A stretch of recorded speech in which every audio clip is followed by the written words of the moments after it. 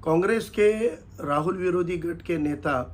और पूर्व मुख्यमंत्री पृथ्वीराज चौहान जी का एक वक्तव्य आया है जिसमें वो कह रहे हैं कि वंचित बहुजन आघाड़ी को और एडवोकेट प्रकाश अंबेडकर साहब को खरगे जी से सीधे संपर्क करना चाहिए या पत्र लिखना चाहिए। मेरे समझ में नहीं आता है कि भी ये बार बार वही वक्तव्य क्यों कर रहे हैं, जबकि वे भी जानते हैं और पूरी जनता तक यह बात जा चुकी है कि वंचित बहुजन आघाड़ी ने प्रदेश द्वारा सीधे पत्र खरगे जी को तो लिखा ही है, लेकिन राष्ट्रीय अध्यक्ष एडवोकेट प्रकाश अंबेडकर साहब ने भी स्वयं खरगे जी को पत्र लिखकर 12-12 का फार्मूला भी सुझाया है और उनको इंडिया आघाड़ी में और एमवीए में शामिल होने को लेकर भी उसके अंदर उल्लेखित किया है। लेकिन इसके बावजूद पृथ्वीराज चौहान के लगातार संदेह स्थापित करने वाले जो वक्तव्य आ रहे हैं, इससे ऐसा प्रतीत होता है कि पृथ्वीराज चौहान इस गठबंधन की दिशा में नहीं तो इस गठबंधन को न होने देने की भूमिका में हमें नजर आ रहे हैं। मैं ये बात बता दूं कि कांग्रेस के अंदर जिन 25-26 लोगों ने राहुल गांधी के नेतृत्व को नकारने वाला पत्र लिखा था,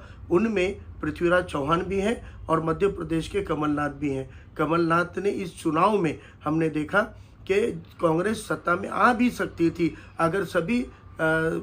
गठबंधन किया होता, सभी राजनीतिक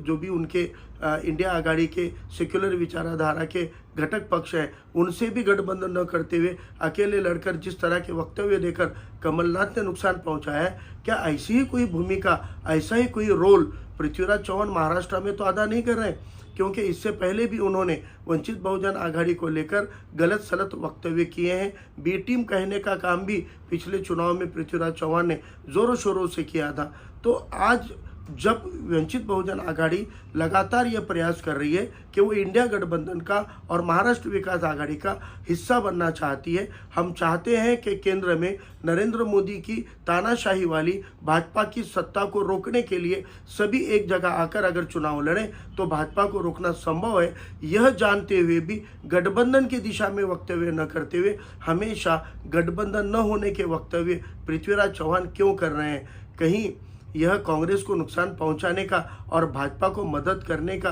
कोई दायित्व तो पृथ्वीराज चौहान पर बीजेपी ने या नरेंद्र मोदी ने नहीं सौंपा है। सादी भाषा में कहें तो ये गठबंधन न होने देने की कोई सुपारी तो पृथ्वीराज चौहान ने ली नहीं है, क्योंकि इससे सबसे ज़्यादा नुकसान कांग्रेस को होने जा रहा है। ये हम देख रहे हैं कि कांग्रेस अगर गठबंधन में नहीं आई तो जैसे 3 राज्यों के अंदर उसकी स्थिति हुई, उससे भी बुरी स्थिति लोकसभा के चुनाव में कांग्रेस की होगी। कांग्रेस अपना विपक्ष नेता पद भी 2014-19 में नहीं ले पाई। 2014-19 में